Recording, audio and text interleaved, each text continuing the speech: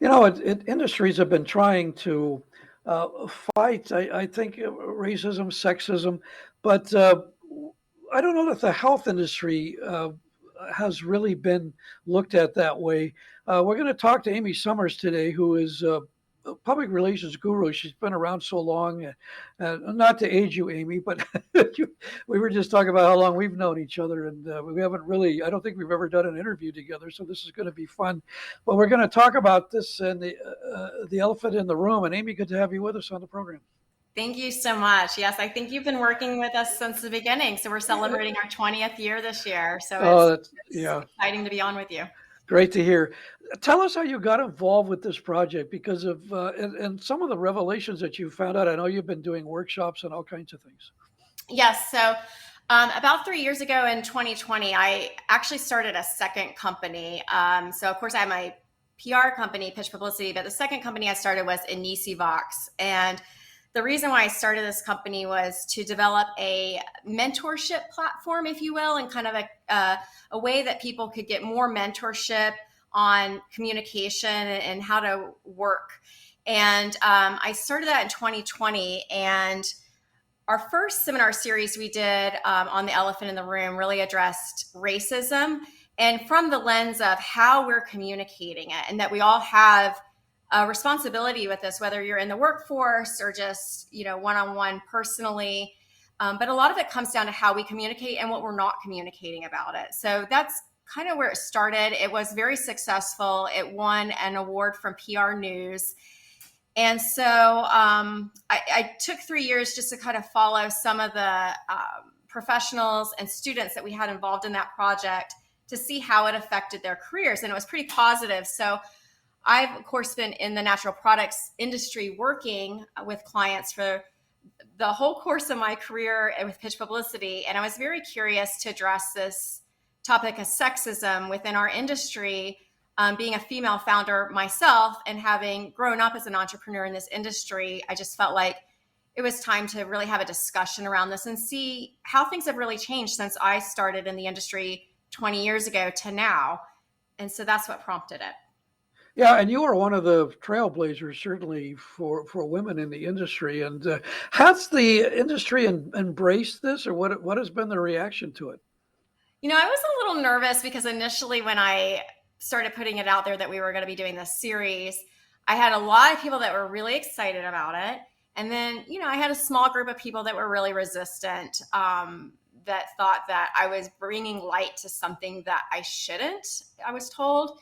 That I would make the industry look bad, or I was told that there wasn't a problem, which of course we know that that's a ridiculous comment because sexism, like racism and all the isms, is an issue in any Right. industry, right? So, Absolutely. but now that we have started it and we're about halfway through the series right now, the response has been overwhelmingly positive, and I think that we are just beginning to scratch the surface of what we really know.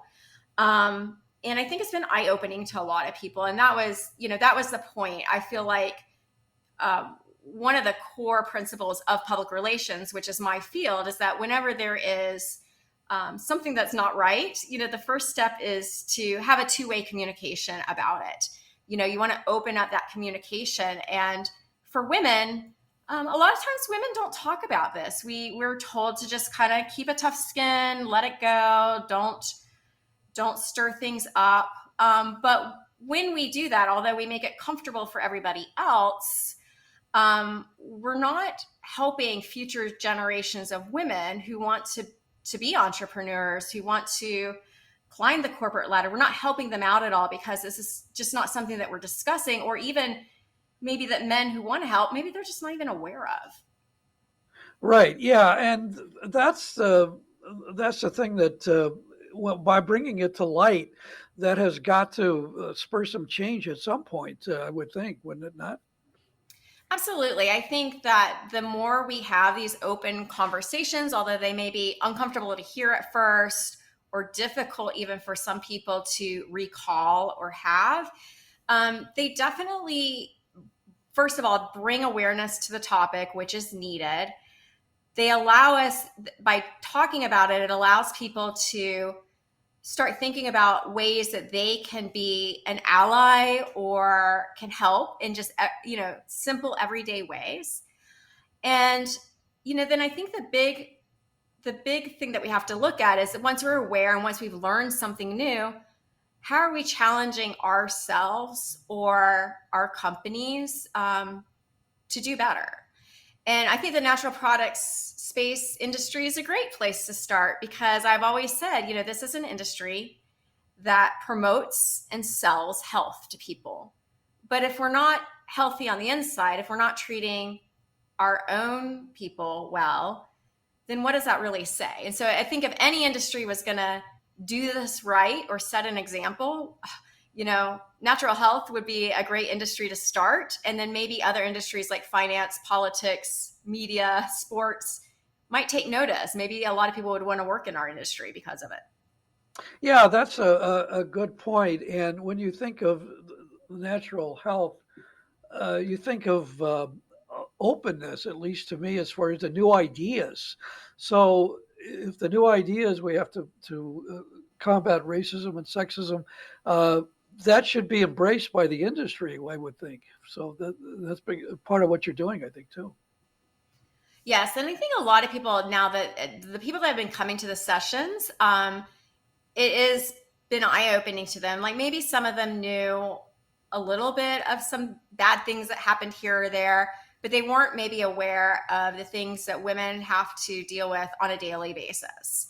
Again, and that could just be because we don't talk about it or their eyes aren't open to it. So, and I also think too that what I've learned through this series is that when you say sexism, or when I say sexism, a lot of times men, their thoughts immediately go to sexual harassment and the really, bad things, like touching a Right. woman inappropriately or approaching her for sex. But Yeah. there's so many other aspects of sexism that need to be considered, like how a woman might be dismissed for her ideas or not called upon to do a project. There's so many other aspects of sexism that both men and women, quite frankly, participate in every day without even realizing it. And in the series too, we're finding that women are a big culprit of sexism too. We don't support our own kind, and we make it very difficult for other women to succeed. Yeah, and you brought up a great point there. Psychological abuse, I guess you could call it, is one of those things, and it's very subtle in the workplace sometimes, and I don't think sometimes men know it's going on. It may be uh, a subconscious thing that's going on in their mind, but it's still going on. And certain projects maybe they give to somebody else for various reasons. So those kind of things are what you're trying to address, I think, very definitely. Absolutely. And not everybody, I think men,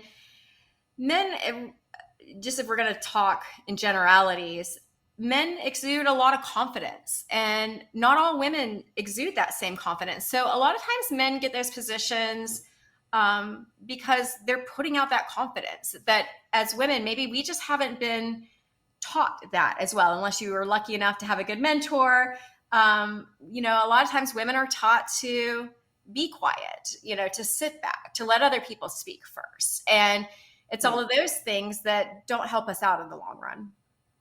Well, Amy, it's been great talking to you. How do people access? Are these things online? People can listen to them. Yes, so they can go to our website, inicivox.com. So it's INICIVOX.com. And they can learn about the series. And then we're also going to have a lot of this content available for eternity, because hopefully Good. this won't be a problem going on. But I find that a lot of the conversations around isms, sexism, ageism, racism, I mean, this is a classic conversation that we need to continue to have and push on. Amy Summers, good to talk to you. Thanks for being with us today. Thank you.